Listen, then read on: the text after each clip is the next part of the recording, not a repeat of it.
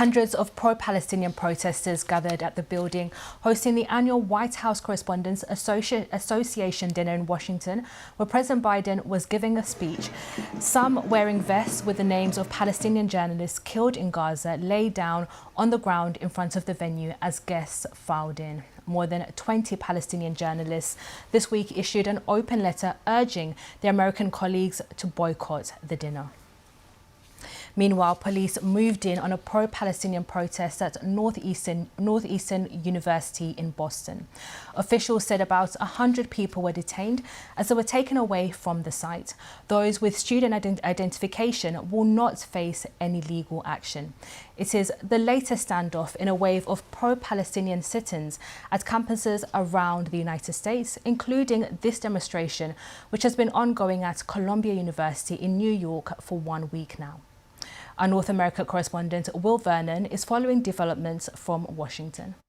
There have also been arrests today at Indiana State University, 69 people, we understand, detained there, at Indiana University too, and negotiations are ongoing at Columbia University in New York over the protest camp there. And that's what really sparked this latest escalation in the protests, really.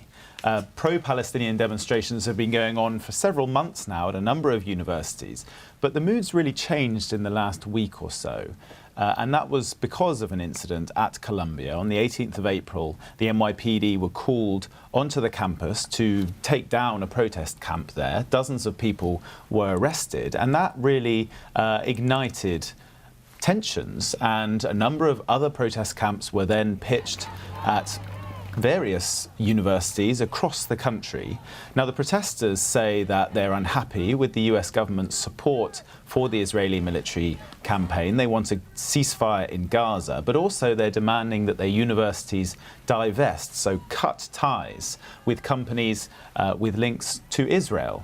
But many Jewish students say that they feel intimidated by these demos. There have been a number of reports of verbal assaults or even physical attacks on Jewish people by the pro-Palestinian demonstrators.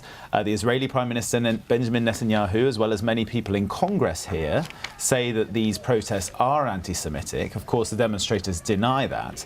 And university administrators say that a lot of this trouble is being caused by radical outside elements that have infiltrated the ranks of the students. And that's certainly what we heard from Northeastern earlier today. They told us that whilst around 100 were detained, only about 12, or maybe a bit more than that, of them actually had student IDs. So many of them were not from the university at all.